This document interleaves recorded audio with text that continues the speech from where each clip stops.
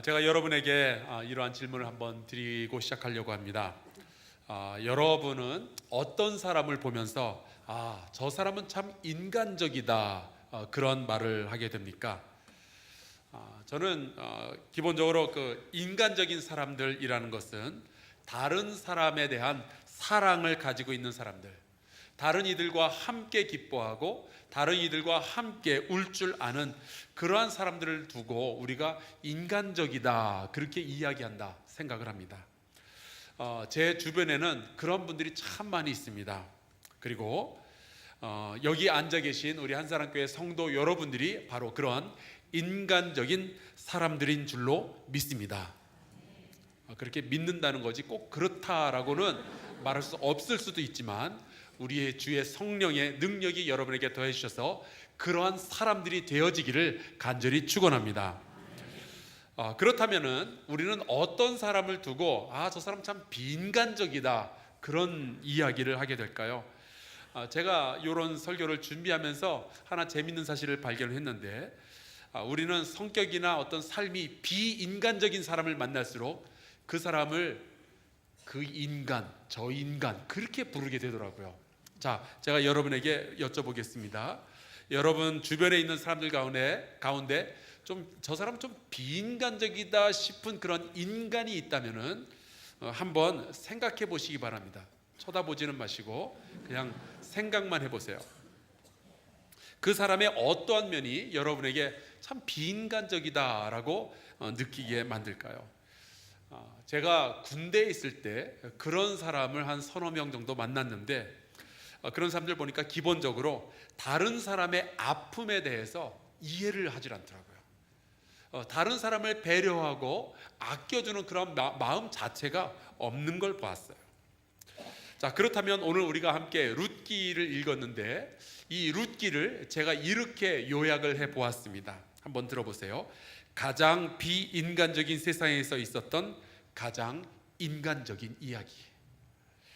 이 룻기의 앞에 보면은 창세기, 출애굽기, 레위기, 민수기, 신명기, 여호수아, 사사기 우리가 이름만 들으면은 바로 알 수 있는 큰 책들이 아주 무게감이 있는 책들이 쫙 늘어서 있습니다. 룻기의 뒤를 보면은 사무엘 상하, 열왕기 상하, 역대 상하하는 그 왕국의 건설과 그 진행되는 모든 것들, 왕들의 이야기가 아주 화려하게 수놓아져 있어요. 그런데 그 중간에 골짜기처럼 이 4장밖에 안 되는 룻기가 탁 숨어 있는 거예요. 그런데 이 룻기를 보면요, 그 안에 있는 배경 자체는요 어마어마하게 비인간적인 시대에 일어났던 이야기입니다. 룻기 1장 1절을 보면은 이렇게 이야기하고 있어요. 사사들이 치리하던 때에 그 땅에 흉년이 드니라. 이 사사 시대가 얼마나 비인간적인 시대였는지는 사사기를 읽어보면 우리는 바로 알 수 있습니다. 만약에 누군가가 사사기의 이야기를 영화로 만들어서 극장에서 이제 상영을 한다라고 친다면요, 제가 단언컨대 아마 그 영화는 미성년자 관람 불가일 거예요. 왜냐하면은 이 사사기의 내용 가운데는 너무나도 피비린내 나는 전쟁의 이야기들, 사람 죽이는 이야기들, 폭력적인 이야기들이 꽉 차 있기 때문에 그래요. 또 이 사사기 안에는 남자와 여자 간의 아주 불륜의 이야기들, 잘못된 성관계의 이야기들이 얼마나 많이 차 있는지 모릅니다. 우리가 우리의 다음 세대를 보고 성경 읽어라 그러는데 어느 날 우리 아이가 성경을 읽었는데 너무 은혜가 돼요 그렇게 이야기를 한다면은 과연 뭘 보고 은혜를 받았을까 한번 확인해 볼 필요도 있다라고 생각이 들 정도예요. 자, 그런데 왜 이렇게 사사시대가 비인간적인 시대였느냐, 왜 그렇게 어둡고 잔인한 시대가 되었느냐, 사사기의 마지막 장 마지막 절에 그 이유가 이렇게 나옵니다. 사람이 각기 자기의 소견에 옳은 대로 행하였더라. 그들은 분명히 모세를 통해서 하나님의 말씀을 받았지만, 율법을 받았지만 하나님을 따르지도 않고 하나님의 법들 전부 무시하고 자기 멋대로 살았던 거예요. 제가 이 사사기를 읽으면서 깨닫는 것이 하나 있었습니다. 여러분, 가장 비인간적인 삶이 어떤 건지 아세요? 가장 인간이 원하는 대로 살아갈 때 그게 가장 비인간적인 삶이 되더라고요. 그렇다면 여러분, 가장 인간적인 삶은 어떠한 걸까요? 하나님이 말씀하신 대로 최대한 순종하면서 살아가는 것이 가장 인간적인 삶인 줄로 믿습니다. 사사기 보면 그걸 알 수가 있어요. 그런데 안 그래도 이 비인간적인 이 시대, 이 잔인하고 어두운 시대에 더 큰 어려움이 찾아오게 됩니다. 성경에 보니까 사사기의 마지막 장 마지막 절은 룻기의 첫 장 첫 절하고 이렇게 연결이 되어지는데, 제가 그것을 한번 이어서 읽어보도록 하겠습니다. 사람이 각기 자기의 소견에 옳은 대로 행하였더라. 사사들이 치리하던 때에 그 땅에 흉년이 드니라. 안 그래도 사람들이 지 멋대로 사는 통에 비인간적인 세상이 되었는데 거기에 흉년까지 겹친 거예요. 정치가 망가져 있는데 경제까지 무너져 내린 겁니다. 그런 상황에서 인간적인 삶을 기대하기란 너무나도 힘들죠. 각자 살아남기 위해서 온갖 잔인한 일들을 하게 될 것이기 때문에. 여러분, 흉년이 한번 들면은 이 흉년은 사람들을 가난하게 만듭니다. 먹고 살기 위해서 자기의 모든 것들을 다 팔기 시작하죠. 그러면서 사람들은 점점 더 어려움에 빠지게 됩니다. 그 유니세프의 통계에 의하면 요즘 같은 21세기에도 세상에서요, 매년이 아닙니다, 매일 24,000명의 어린이들이 가난 때문에 사망하고 있대요. 매일. 다시 말하자면은 우리가 예배를 드리고 있는 이 1시간 동안만 해도 전 세계에서는 1,000명의 어린이가 가난 때문에 지금 죽어가고 있는 거예요. 몇 년 전에 필리핀에 선교 여행을 갔을 때 거기서 정말 가슴 아플 정도의 가난을 보았습니다. 수천 명의 사람들이 집을 지을 땅이 없으니까, 그 땅을 구할 돈이 없으니까 바다에 기둥을 세우고 그 기둥 위에 나무 떼기 좀 갖다 놓고 그걸로 집을 짓기 시작하는 거예요. 집이 그런 식으로 옆에 짓고 이어서 짓고 하면서 수천 채가 들어섭니다. 그러면 그 한 집이 한 평에서 2평 정도밖에 안 되는데 거기에 5명에서 10명 정도의 식구들이 모여서 거기서 밥도 먹고 거기서 잠도 자고 거기서 다 살고 있는 거예요. 근데 그들이 살고 있는 환경만큼이나 가슴 아픈 것이 있었는데 그 동네 이름이었어요. 그 동네 이름이 뭔지 아세요? 패러다이스, 낙원이에요. 가슴이 아프더라고요. 그 수상고옥에서 제가 한기혁 선교사님의 소개로 한 아주머니를 만났습니다. 이분은 눈이 보이질 않았어요. 어린 자녀가 둘이 있었는데 남편이 노동일을 해서 먹고 살고 있었거든요. 그런데 그 몇 년 전에 여러분 기억하시겠지만 그 타클로반에 태풍이 불어닥쳤는데 그때 하필이면 그 타클로반에서 그 공사 일을 하다가 그 건물이 무너지는 바람에 거기서 죽은 거예요, 남편이. 그래서 눈도 보이지 않는 이 아주머니는 이 조그마한 방에서 어린 둘을 먹여 살려야 되는데 아무런 방법이 없는 거예요. 일을 할 수도 없고. 정말이지 말만 들어도 가슴이 턱턱 막힐 정도의 가난이 있더라고요. 여러분, 게을러서 못 사는 게 아니에요. 먹고 살 방법이 없어요. 필리핀 정부도 또 이웃들도 친척도 전부 포기해버린 이 사람의, 이 여인의 유일한 희망이 뭐였는지 아세요? 한사랑 교회였어요. 우리 한사랑 교회가 보내준 약품과 옷가지와 약간의 돈과 음식 가지고 간신히 먹고 살고 있는 거예요. 요즘 교회라고 그러면 막 무조건 욕하고 막 반대하고 비난하는 사람들이 있죠. 그런 분들이 있으면 전 좀 묻고 싶어요. 당신은 저 필리핀에 저 가난한 이들을 위해서 무슨 좋은 일을 그렇게 많이 해줬기에 그렇게 교회를 못 잡아먹어서 안달이 났습니까? 교회가 무너지고 나면은 그들의 소망도 사라지게 되는데 수많은 생명들이 사라지게 되는데 그걸 당신이 어떻게 책임지려고 그러십니까? 좀 물어보고 싶어요.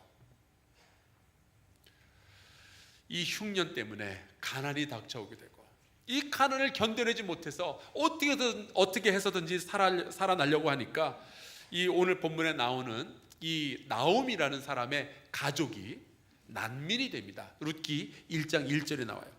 유다 베들레헴의 한 사람이 그의 아내와 2 아들을 데리고 모압 지방에 가서 거류하였는데, 왜? 모압 지방에는 음식이 있었거든요. 그 음식을 찾아간 거예요. 근데 여러분, 말이 그렇지 사실은 난민이 된 겁니다. 여러분, 이 난민이 된다는 것이 무슨 의미일까요? 요즘 우리나라의 제주도에 왜 예멘에서 난민들이 몰려왔다고 해서 자꾸만 그 신문 방송에서 나오고 여러 가지 그 정치적인 의견들이 이제 떠오르고 있습니다. 내가 만일 예멘에서 죽음을 피해서 도망 나온 난민이라면 그 느낌이 어떤 걸까 생각을 해봤는데 잘 모르겠어요. 여러분 혹시 아시겠어요? 난민이 어떤 느낌일까?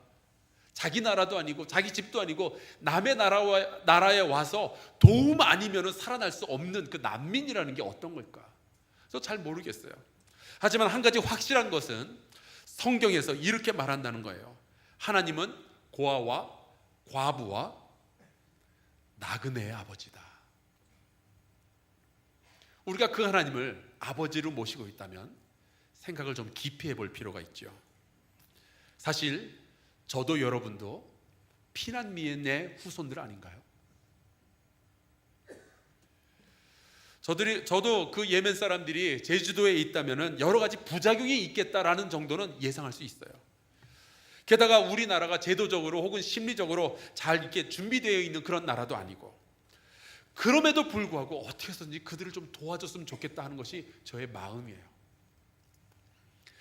가장 비인간적인 시대에 흉년이 들었고, 그래서 이 가족은 가난 때문에 난민이 되어버렸습니다.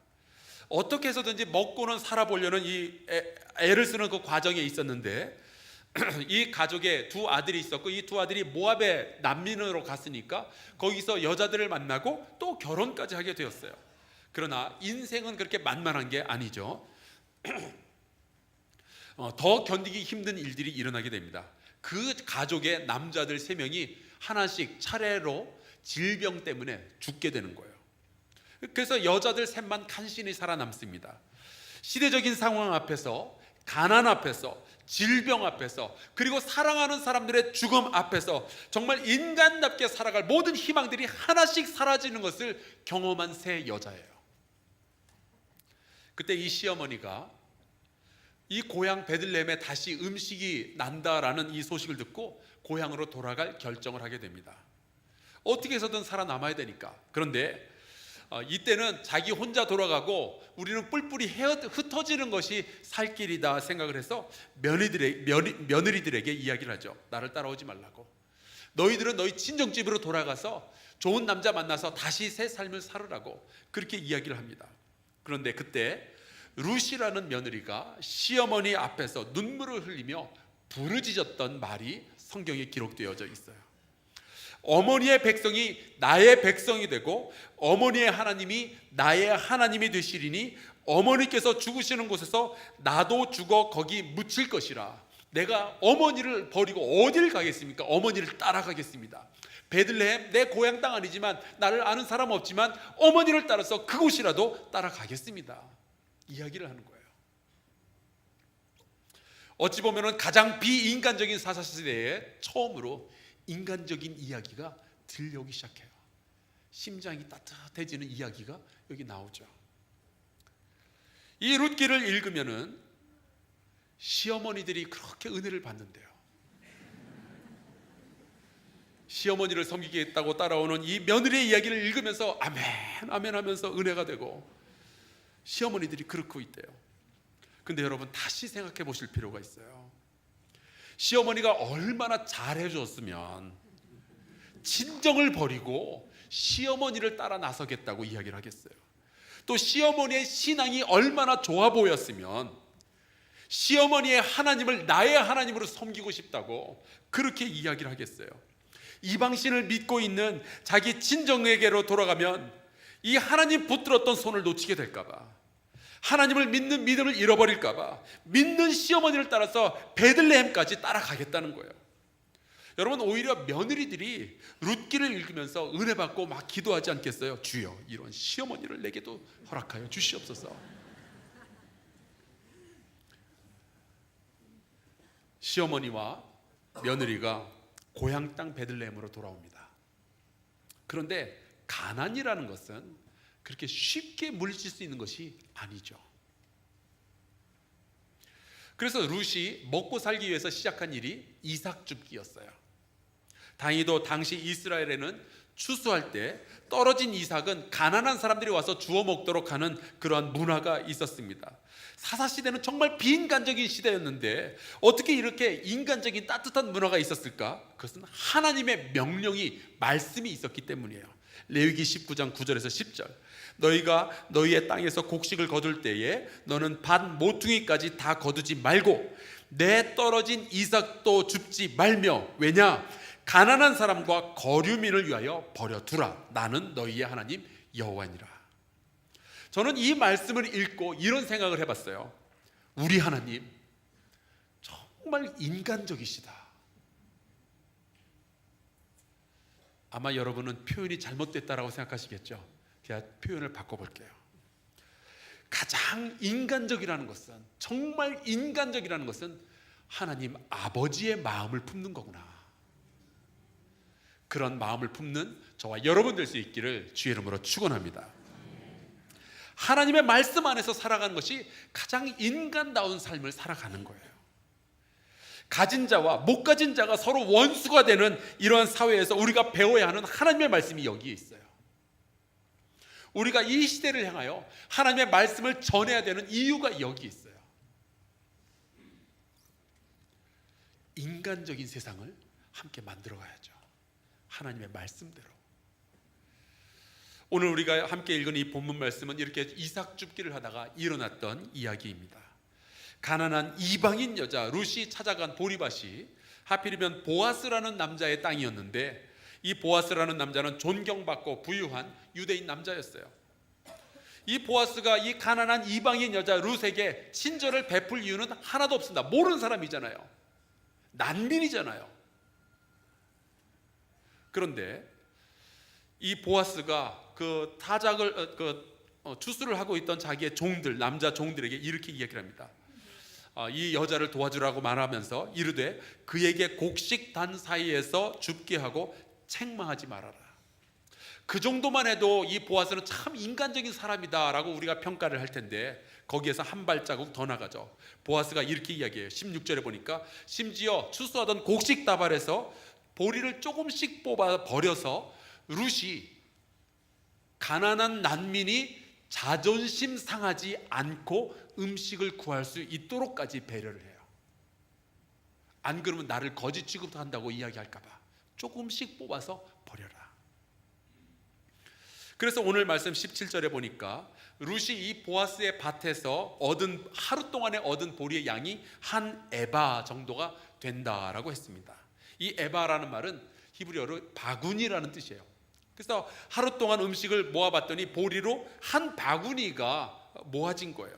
이 한 바구니면요, 시어머니하고 며느리하고 일주일을 넘게 먹고도 남을 만한 그러한 분량이죠. 이렇게 많은 양식을 집으로 가져오니까 시어머니 이 나오미의 질문이 시작이 됩니다. 19절에 나와요. 오늘 어디서 주웠느냐? 어디서 일을 하였느냐? 여러분, 말씀을 읽은 우리는 알고 있죠. 어디였어요? 보아스의 보리밭이었죠. 그런데 여러분, 조금만 더 깊게 생각해 봅시다. 이 한 에바의 보리는 단지 룻이 그날 재수 좋게 좋은 장소에 가 있었기 때문에 얻은 것이 아니었어요. 사실은 약한 자를 돌보는 강한 자의 따뜻한 마음이 있었기 때문에 이 일이 일어난 거예요. 사람을 사랑하는, 어려운 자를 배려하고 그들을 이해해 줄 줄 아는, 그들과 같이 울어줄 줄 아는 인간적인 사람이 하나 있었기 때문에 이 일이 일어난 거죠. 그래서 룻이 시어머니에게 이렇게 보고를 합니다. 오늘 일하게 한 사람의 이름은 보아스이니이다. 그때 시어머니 나오미가 그 이야기를 듣고 이렇게 정리를 해요. 20절입니다. 그가 여호와로부터 복받기를 원하노라. 그가 살아있는 자와 죽은 자에게 은혜 베풀기를 그치지 아니하도다.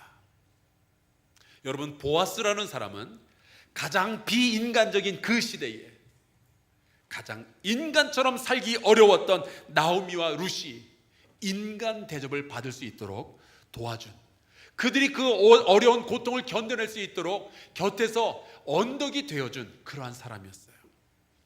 저는 우리 한사랑교회 성도들이 가난한 자, 약한 자, 병든 자, 고통당하는 자들을 돌봐주는 보아스와 같은 사람들이 되기를 간절히 축복합니다. 그래서 이 세상의 가난한 자들로부터 나오미의 축복 같은 그러한 소리를 우리 한사랑교회 성도들이 들었으면 참 좋겠어요. 살아있는 자와 죽은 자에게 은혜 베풀기를 그치지 아니하는도다.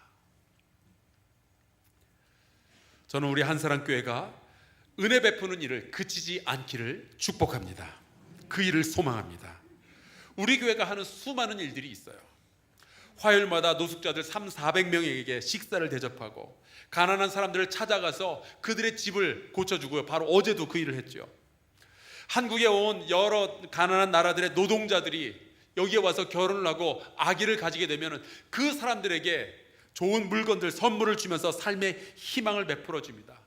여름이면은 우리 청년들이 남해와 강화와 조치원과 안면도, 인제, 단양, 몽골, 미얀마로 가서 이 비인간적인 세상에 따뜻한 인간의 이야기들, 사람의 이야기들, 따뜻한 심장의 이야기들을 그곳에 전해주고 돌아오는 일들을 하고 있습니다.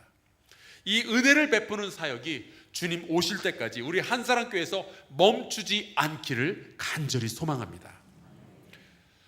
근데 이 룻기에는 굉장히 재밌는 사실이 하나가 있어요. 유대인들은 해마다 맥주절이 다가오면, 맥주 감사절이 다가오면은 온 가족이 저녁에 함께 둘러앉아서 성경을 읽는데 바로 이 룻기서를 읽게 됩니다. 왜요? 비인간적인 세상에서 인간적인 삶을 살아낸 사람들의 이야기이기 때문에 그래요. 인간의 모든 희망이 사라지는 가운데서도 룻처럼 사랑을 지키는 사람들의 이야기, 가난한 이들의 소망이 되어주는 보아스 같은 그러한 사람들의 이야기가 이 룻에 담겨져 있기 때문에 유대인들뿐만이 아니라 모든 세상은 인간적이지 않은 비인간적인 상황들이 너무나도 많이 일어나고 있으니까 그 가운데서 하나님의 백성으로서 인간적인 인생을 살기 위해서는 이 룻기의 이야기를 들을 필요가 있었던 거죠. 그래서 그들은 맥주 감사절이 다가오면 늘 이 룻기서를 먼저 읽습니다. 비인간적인 세상에서 인간적인 인생을 살아가자. 신명기 16장 10절에는 이 맥주절을 어떻게 지켜야 되는지에 대한 설명이 나옵니다. 거기에는 이 맥주절을 77절이라고 부르는데요, 이렇게 기록하고 있습니다. 내 하나님 여호와 앞에 77절을 지키되 내 하나님 여호와께서 내게 복을 주신 대로 내 힘을 헤아려 자원하는 예물을 드려라. 맥주절을 지키는 방법은 간단해요. 첫째, 하나님께서 우리에게 어떠한 복을 주셨는지를 한번 헤아려 보는 거예요.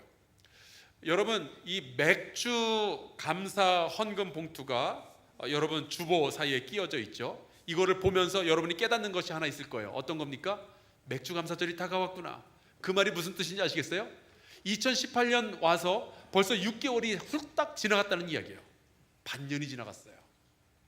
그럼 지난 반년 동안 하나님은 우리에게 어떠한 복을 주셨는가? 수많은 것들이 있겠죠. 지난주에 신문에 났던 사건 중에 이런 게 하나 있었습니다. 군산의 그 한 술집에서 불이 났어요. 그래서 여러 사람이 죽고 다쳤습니다. 그래서 수사를 해서 왜 여기서 불이 났는가 알아봤더니 어떤 사람이 10만 원 외상값 갚으라고 그랬더니 그게 화딱지가 나가지고 불을 질렀더라고요. 근데 하필이면 그날 그 술집에는 아무런 이유도 모르고 아무런 죄도 짓지 않은 사람들이 그냥 술 마시러 왔다가 아무런 이유도 모른 채 그 불 때문에 죽은 거예요. 여러분, 올해가 시작되고 6개월 동안 제가 얼마나 많은 자동차를 타고 돌아다녔는지 아세요? 제가 얼마나 많은 엘리베이터를 탔는지 아세요? 제가 비행기를 몇 번을 탔는지 아세요? 제가 얼마나 높은 빌딩에 가봤는지 아세요? 그런데 저 안 죽었더라고요. 어디서 누가 무슨 불을 지르고 어디서 누가 무슨 칼을 들이밀지도 모르는데 아직까지 건강하게 잘 살아있어요. 여러분 보세요. 여러분 여기서 이렇게 건강하게 하나님과 함께 예배하고 있잖아요. 지난 6개월 동안 하나님께서 부어주신 복이 이런 거예요. 그 하나님의 복을 기억한다면 아마 우리는 모르겠지만 죽음의 순간을 수천 번을 그냥 지나왔을 텐데 그것을 우리가 기억한다면 내 힘을 헤아려 자원하는 예물을 드리라 라고 하나님이 말씀하고 있죠. 자, 그러면 질문이 나옵니다. 하나님은 그 예물을 어디다 쓰시려고 그러시는가? 11절에 이런 말씀이 나옵니다. 어디다 쓰시는가? 너와 내 자녀와 노비와 내 성중에 있는 레위인과 및 너희 중에 있는 객과 고아와 과부가 함께 내 하나님 여호와께서 자기의 이름을 두시려고 택하신 곳에서 내 하나님 여호와 앞에서 즐거워할지니라. 비인간적인 세상에서 인간적인 이야기를 만들어 가기 위해서 너희가 감사의 예물을 드려야 되지 않겠느냐 하는 이야기예요. 가진 자들이 자기만 배부르게 먹지 말고 못 가진 자들과 너희의 추수물들을 함께 나누어야 되지 않겠느냐 하는 겁니다.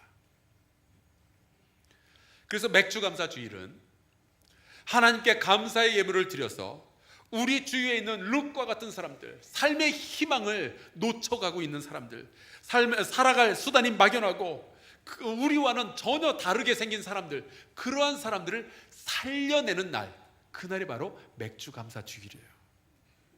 맥주감사 주일은 이렇게 비인간적인 세상에서도 하나님을 믿는 사람들은 인간적인 가슴을 가지고 인간적인 세상을 만들어 간다라고 외치는 그러한 날입니다. 저는 오늘 이 룻기에 나와 있는 이 말씀을 기억하면서 여러분하고 이 찬송가를 함께 좀 나눠보고 싶었어요. 찬송가 510장인데 만약에 이 세상이 우리가 느끼기에 너무 비인간적이고 너무 잔인하고 춥고 어둡고 그렇다면 그럴수록 우리 주의 백성들이 보아스와 같은 사람들이 되기를 바랍니다. 하나님의 마음을 품고 더 인간적인 인생을 살아갈 수 있기를 원합니다. 누군가 내 몫을 좀 떼어가지고 가면 어때요? 누군가 내가 걷어가야 할 그 이삭을, 그 추수물을 좀 가져가면 어때요? 우리도 주님 사랑 받아서 여기까지 왔는데 이제 우리가 이 세상에, 이 어두운 세상에 등대가 되어서 주의 사랑을 비출 수 있다면 이 세상이 얼마나 더 인간적인 그러한 세상이 되어갈까요? 맥주감사주의를 통해서 이 세상을 조금 더 인간 냄새가 풍기는, 그래서 예수 그리스도의 향내가 나는 하나님의 말씀에 순종하는 세상으로 만들어가는 저와 여러분 될 수 있기를 주의 이름으로 축원합니다. 우리 함께 찬송 부르고 잠시 좀 기도했으면 좋겠어요.